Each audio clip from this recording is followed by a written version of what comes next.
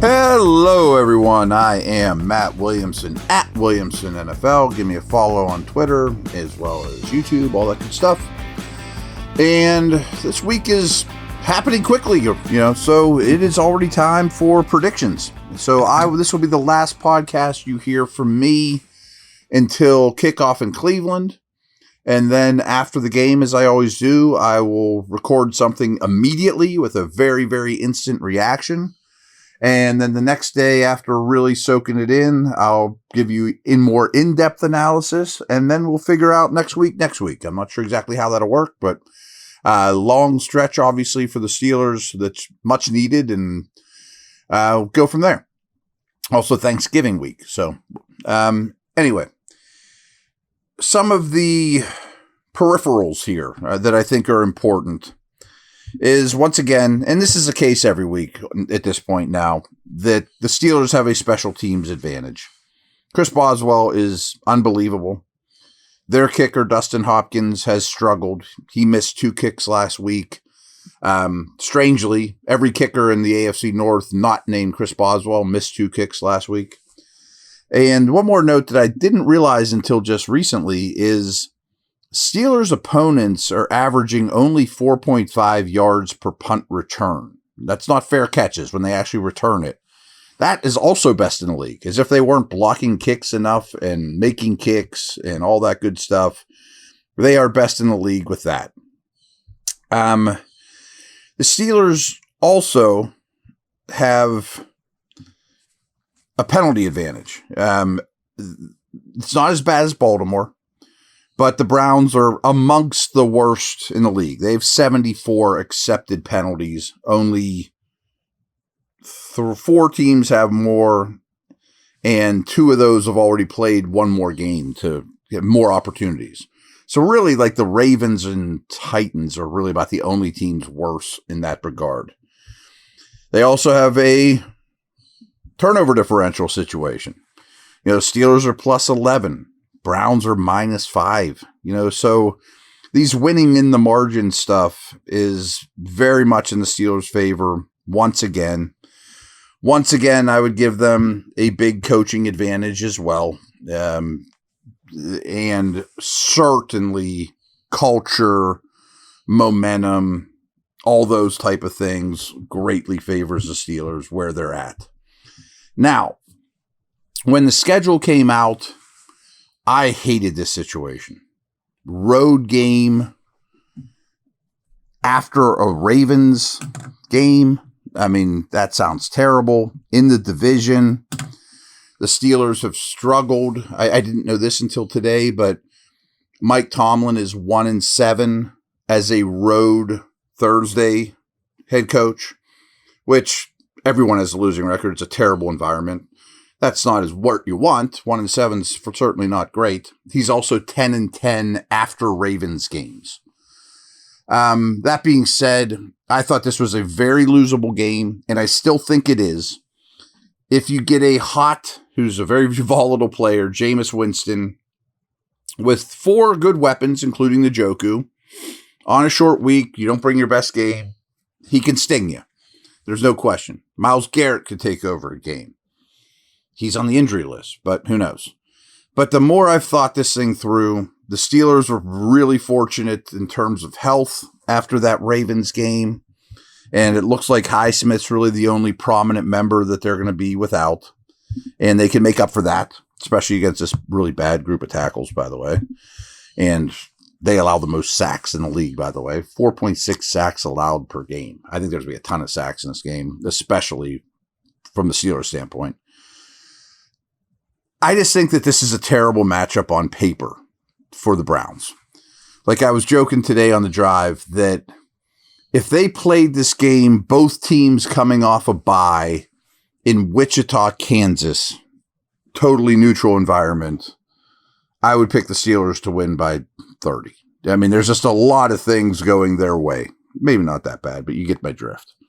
But the fact that it's short week on the road really worries me. I mean, there's just no way around that. But the matchups on paper greatly, greatly favor your Steelers. BetOnline is the world's most trusted betting platform and your number one source for online betting. From the earliest odds to in-game live betting, BetOnline provides you with all the action and the ability to watch the games as they happen.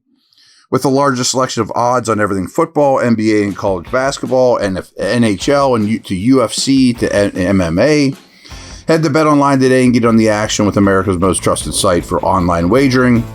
BetOnline, the game starts here.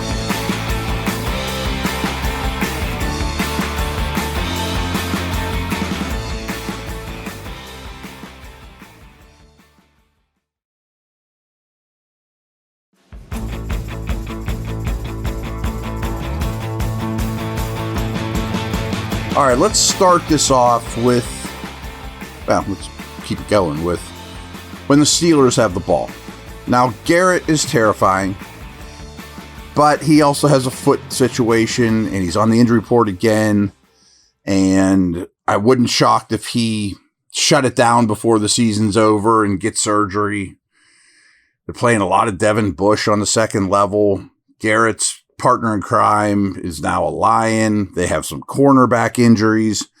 It's a talented defense and one that was absolutely amongst the best in the league and far and away the best in the league when they were at home last year. But they're kind of playing uninspired football. You watch that Saints game, especially against Taysom Hill, it looked like that side of the ball. First off, I think the offense has been invigorated. Ding dong, the witch is dead. Deshaun Watson's out of the picture. Winston is a big-time favorite amongst his teammates. But this side of the ball looks like they've had enough. That I don't feel like tackling anymore. I've had to try to carry this thing through the Watson era, and we've got a lot of injuries. You're selling off some of our good players. So their tackling was really, really poor. And now they also are playing on a short week, although it's home. But still, they're going to be pretty banged up. Garrett scares the heck out of me, of course. But I would think he usually lines up. They move him around. You always think about him against Dan Moore, but I would think you want to challenge Broderick Jones with Garrett because Jones's protection has been a problem. So I think you'll see a lot of Washington on the right side. I found this interesting. I had mentioned how kind of an uninspiring game from wide receivers not named George Pickens last week. So George Pickens had the highest first read target rate. My first read is Pickens. That's where I'm designing this to go. 48.8% of any wide receiver in the league last week. They're force feeding him the ball, which I'm fine with. Don't get me wrong. In games played with Russell Wilson, Pickens has a 38% first read target rate. So 45% led the league, and you're at 38 for all the games played with Wilson. That's what they're doing. You know what I mean? And some of it obviously has something to do with the other receivers not being great. But I'm fine force-feeding your best player, and that's what they're doing. And I don't think they're going to stop doing it in this game.